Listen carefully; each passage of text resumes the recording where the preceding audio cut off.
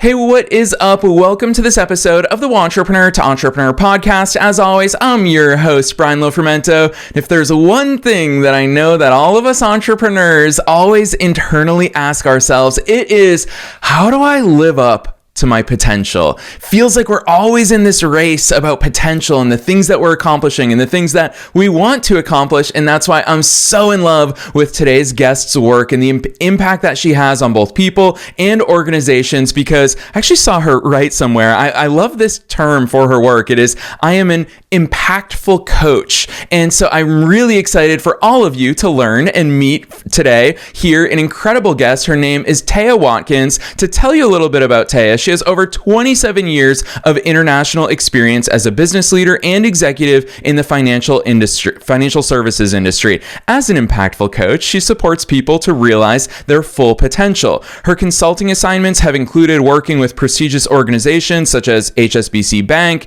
and the Metropolitan Museum of Art, as well as LIM College in Manhattan and so many others. She has years of board experience, and she's currently a board member for Arts for Learning in Connecticut, which is a nonprofit charity with a mission to inspire young people and expand their learning through the arts. And I really love, it's so hard to articulate so much of the meaningful and impactful work that we all do in our businesses. But in Théa's case, she helps individuals and organizations to realize their full potential through the principles of inclusion. She's an educator and expert facilitator. We're all going to learn so much from her today, so I'm not going to say anything else. Let's dive straight into my interview with Théa Watkins.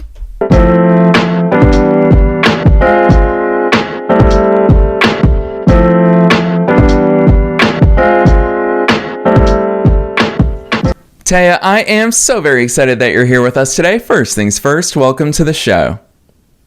Thank you, Brian. It's great to be here. I'm really excited about what we're about to discuss. Oh, likewise. And I want to start with you because you have so much incredible experience, and I'm very grateful for you bringing it into the entrepreneurial realm. So let's start with you. Take us beyond the bio. Who's Théa? How'd you start doing all these cool things?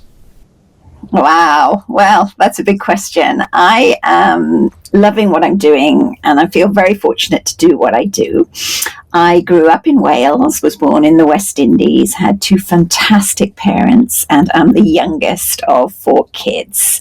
So all my brothers are scientists, and I'm the only one that ended up in the business world, really. And I was super fortunate to have a wonderful career in financial services globally and feel very, very grateful for that. And then in 2022, I left the banking world and decided to pursue my next phase of my career doing what I love, which is helping people realize their potential and organizations realize their potential through the principles of inclusion. Yes, I love that overview, especially because I'm not going to let you off the hook that easily, Théa. I want you to take us to that entrepreneurial beginning, because for so many people and so many entrepreneurs that I interview, they've been thinking about it for a while, but there's a lot of reasons to not do it. It's a scary leap for all of us to take, but you took that leap, and I'm so grateful because now you get to serve so many more people with your incredible talents. What did that decision point, and most importantly, not just the decision point, what did the action point look like for you to take that leap? Yeah, it's scary, very scary, Brian, as you know. And I had been thinking about a different direction for a number of years. I loved what I did.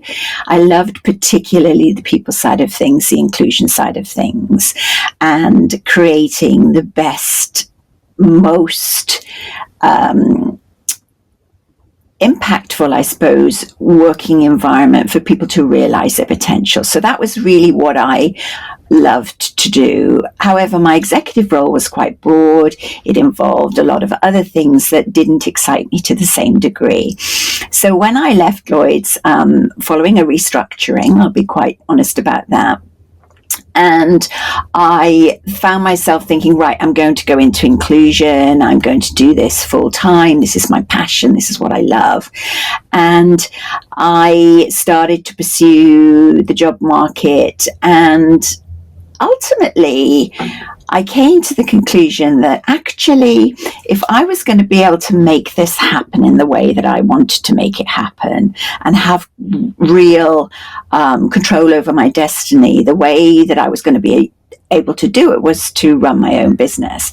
However, having been used to a corporate salary and all that goes with that for so many years, the prospect of doing that was really daunting.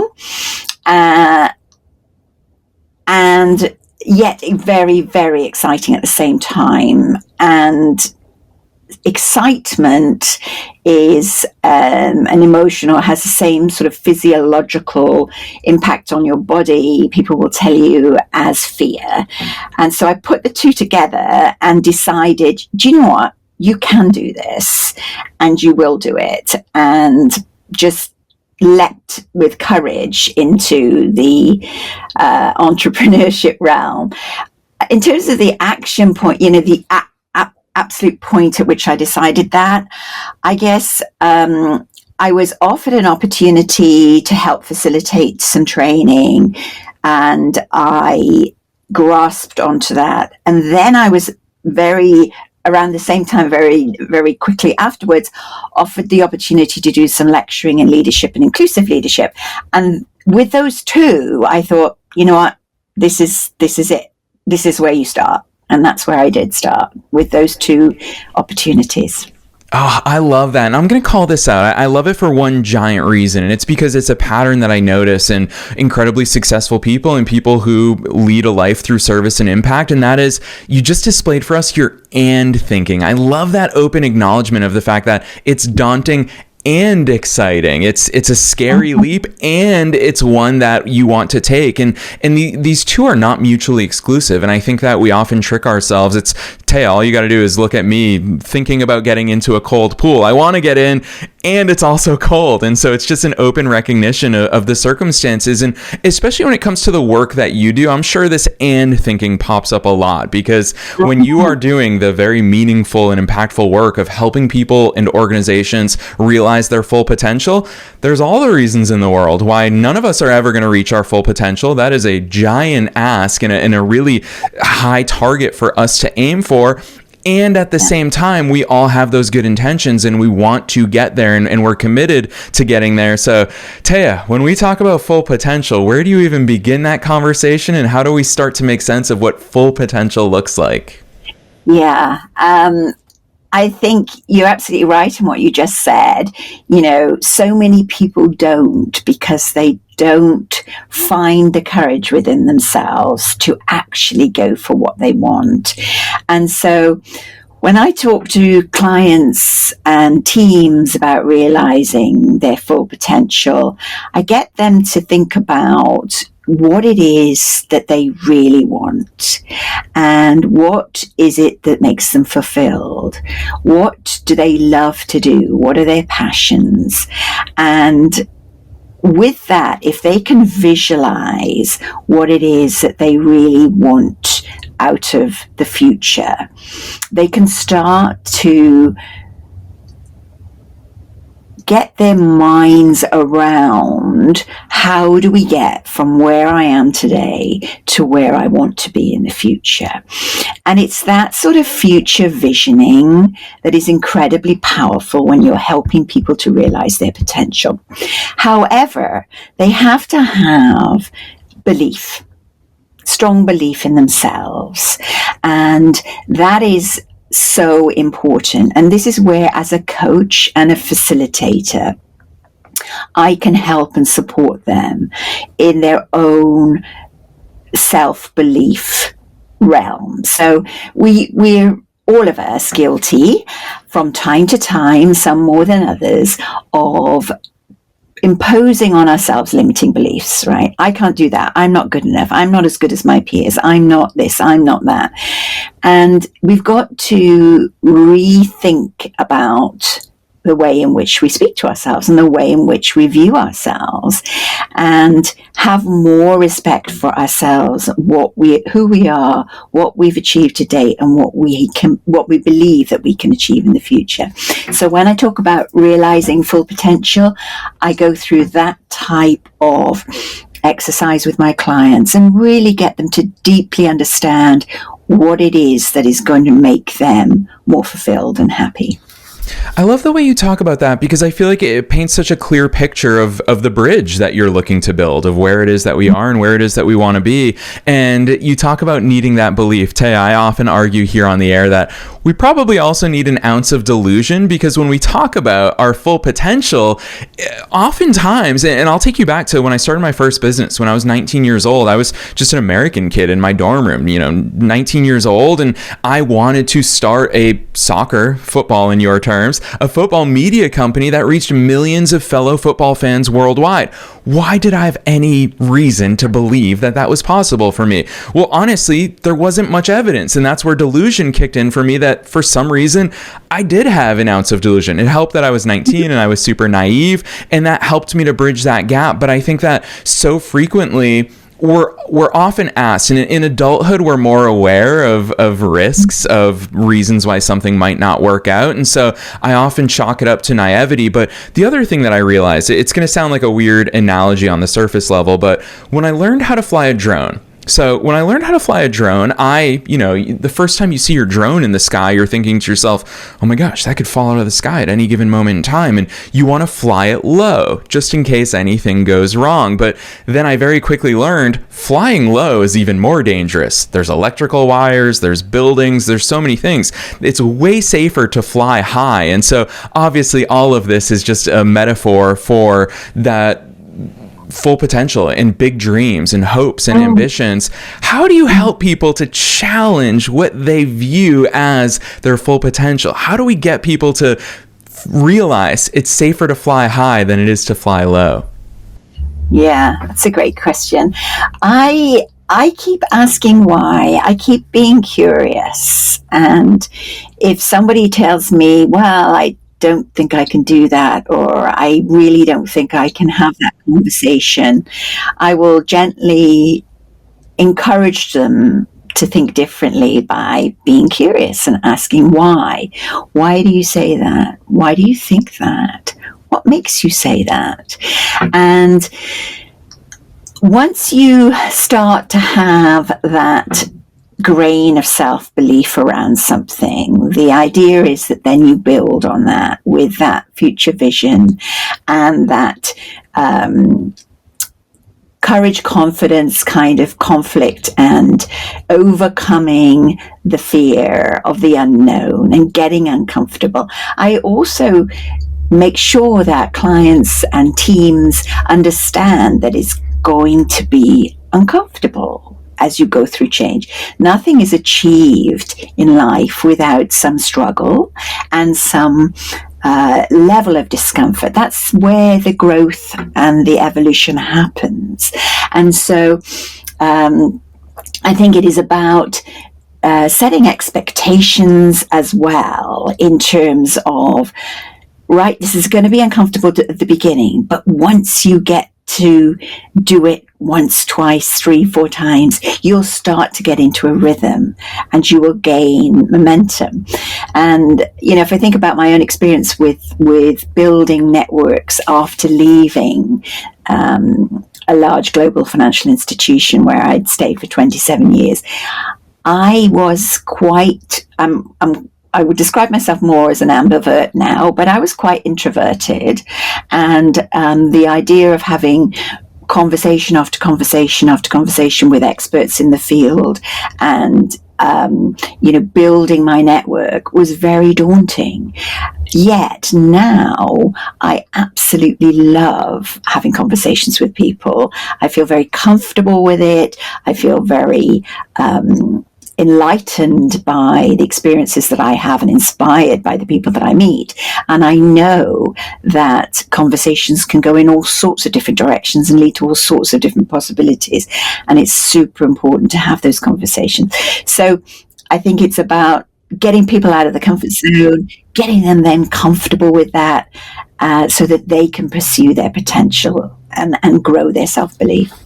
Yeah, and in order to do that, I've been really excited just looking into your work as much as I have about talking about, you use the word so intentionally about facilitator. You facilitate, you create that environment, that space, that questioning, that exploration that you guide people on, because ultimately it's us that we need to do this inner work. And I love the fact that in that role as facilitator, you allow us to do that and you enable us. I think that's the better verb that I'm looking for there. So I really want to talk to you about environment, because if there's one thing I've learned in my 17 years as an entrepreneur, it's that if you talk to me in the middle of me replying to Slack messages, trying to get on top of my inbox, replying to text messages, social media posts, all these different things that are in our heads, that's not a space or an environment that's conducive to me having these big thoughts and to me doing this inner work. What does it look like to create that environment for someone to actually say, hold on, let me be present, let me be mindful, let me erase all the distractions and craziness of my day-to-day life? How do you create that environment for us to begin to do this work?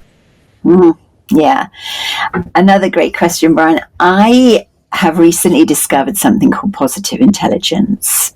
And I have gone through the course as a coach and found it to be incredibly helpful in terms of creating mind space from which to further develop one's capabilities. And it's funny because last week I was on a call with, which I do weekly with a group of women, guiding them through the PQ program, as we call it, the Positive Intelligence Program. And there they were all saying how busy life was and how hard it was and to find the time to refocus.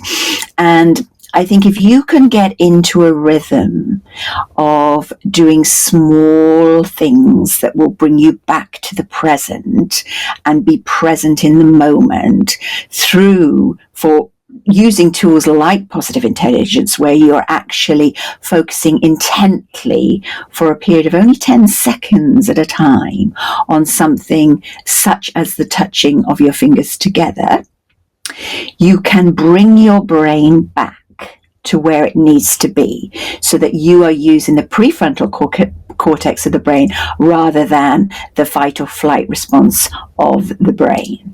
And so I think in terms of mindfulness and in terms of making sure that you are really present, those types of exercises can be incredibly powerful. And like any exercise that you do, the more you do, the more repetition you do, like you're building muscle in the gym, the better your brain will become at switching to a mode where they can be present. That was one of the big takeaways of the positive intelligence experience for me when I first went through it, is how unpresent most of us are for most of our day. We're in autopilot, we're jumping to the next thing, we're thinking about how many things there are on our to-do list, and we don't spend enough time being present, focusing on ourselves and focusing on real powerful thinking around what it is we want and how we're going to get there. So I think tactics like that are really important for everyone. And you talk about the coaching mechanism. I think it's really important that with my clients, we tune in to that and we understand how powerful that can be in getting where we want to go. Yeah, I really appreciate the way that you share those insights and the tactics as well, because obviously so much of our conversation is both strategic and tactical. And I love the fact also that you use the gym analogy. It's one that I use very frequently because the gym is all about reps, and so much of life and so much of business is also all about reps. So I want to go there with you because I've long really appreciated, obviously I pay a lot of attention to words. It's natural as a podcast host. And so I've always really admired the way that the legal industry and the yoga industry, they both talk about practice. You don't do law for a living, you practice law. You don't do yoga, you practice yoga, which speaks to the fact that this is an ongoing practice. When you play youth soccer, you show up to practice not once in a year, you show up to practice every single day. So with that said, beginning to do this work is one thing, but practicing it, making it an ongoing part of the way that we operate is super important. What does that look like moving forward? Yeah.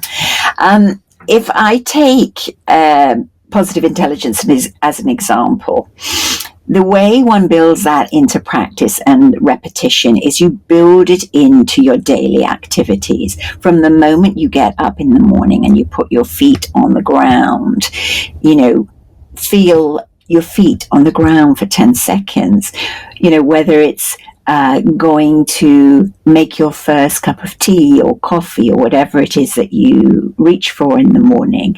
When you take that first sip, taste every bit of it for a 10-second period. Build it into everything that you do. Notice the things around you in nature. Notice the birds singing. Notice the sun shining. Notice the temperature on your face of the feeling of the warmth coming from the sun rays. Obviously more in Florida than in Connecticut right now, Brian. But these types of things can really help you stay present and really help you to focus on making sure that your brain is as receptive as possible to the changes that you're about to experience as you go through the transformation to achieve what it is you wish to achieve in terms of your goals and objectives, or the change that you're trying to achieve in your life that's going to make you more fulfilled. So I think it is building it in, being intentional, really intentional about having parts of your day where you are truly, truly present and are able to focus on the things that matter most to you, whether that be, as I said, your goals or objectives, your family, or whatever it is that you are trying to focus on to change for the better. Oh, I love the way you articulate that, Théa. It actually reminds me, in my early 20s, one of the best pieces of advice that I ever got is that how you do anything is how you do everything. And hearing that tangible example, obviously you and I were talking off the air. I'm a native New Englander who has traded in cold winters for the Florida sunshine. And even as you use that as the example, I thought to myself, yeah, walking out my front door in the morning, noticing, recognizes, feeling those sun rays. If I start doing that just when I walk out the door in the morning, I'm going to start to recognize, feel, and acknowledge even more things in my personal life and in my thoughts and in my actions. So I really appreciate that. And it makes me want to ask you this big question, because you're so effortlessly weaving us through all of this important work that you do.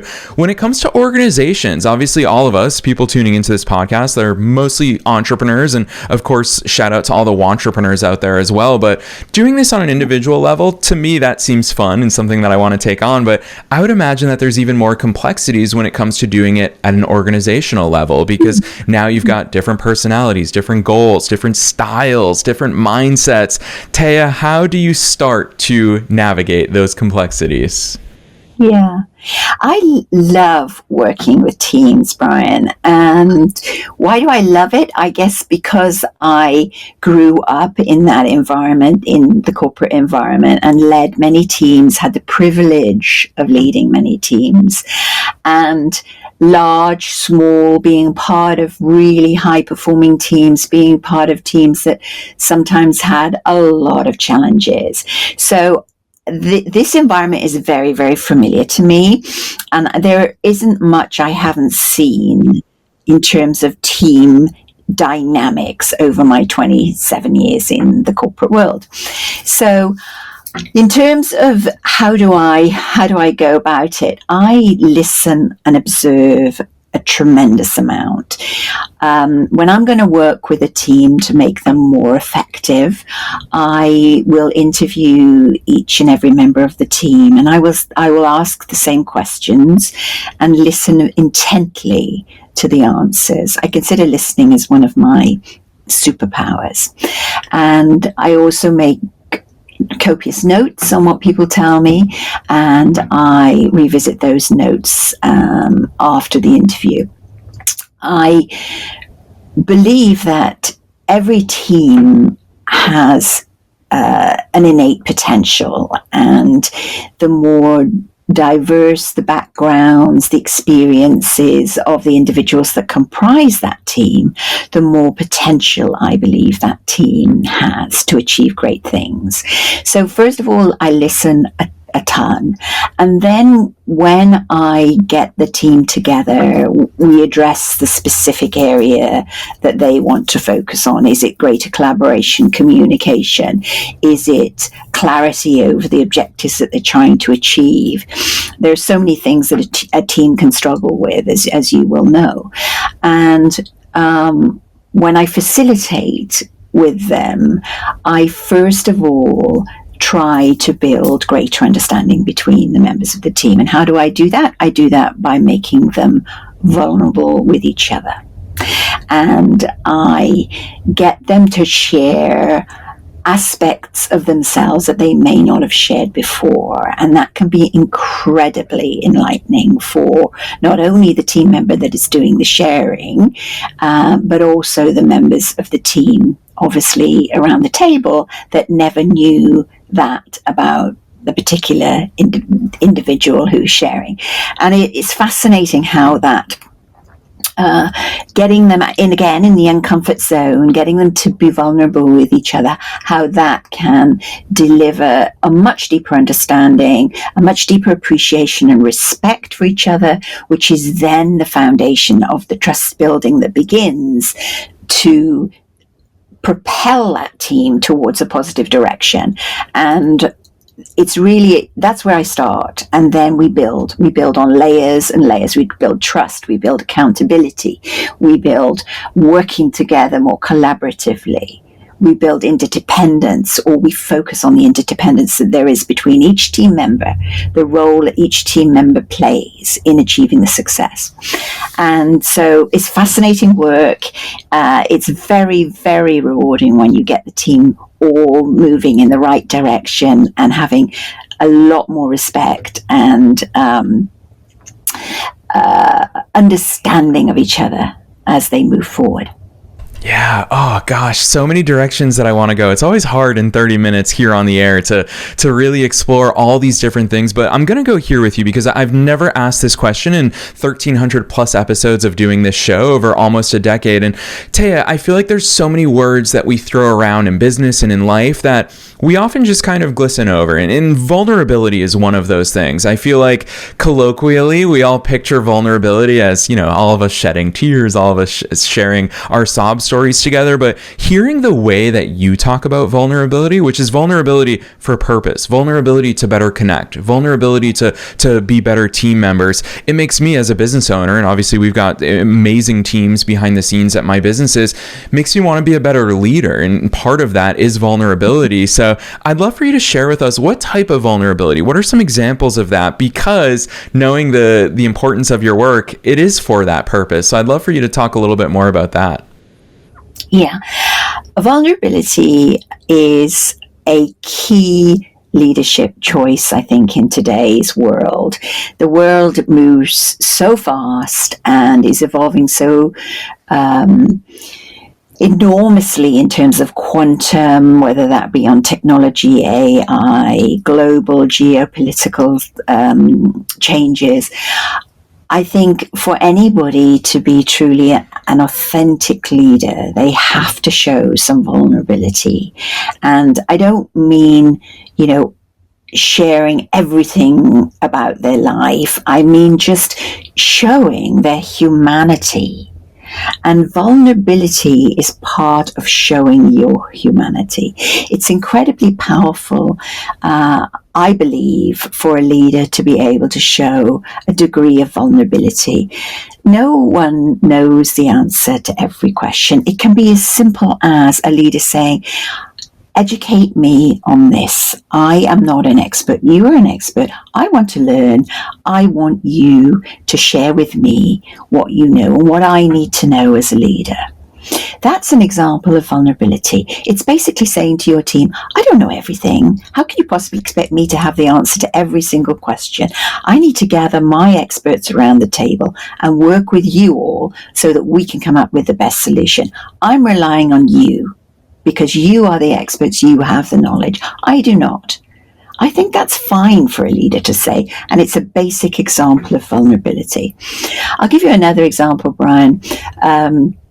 of being vulnerable together. I have done work with teams, and we have. I have a number of questions that I use, and they come from Steve Bartlett's Diary of a CEO pack of cards, and they are questions that are at different levels of intimacy, from level 1 to level 3 being a really tough question that could be quite personal, level 1 less so. With those cards, I encourage people to be vulnerable. And I have had scenarios where I hand out the cards and I say, choose whichever one you want. I'm not going to tell you which card to choose. You choose something that you're comfortable to answer, and we're going to go around the table and we're going to get to know each other better.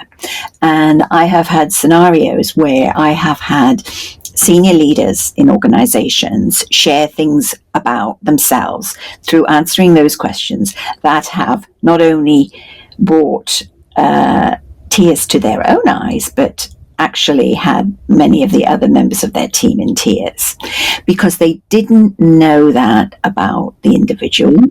And it really resonated them because perhaps they'd experienced the same thing.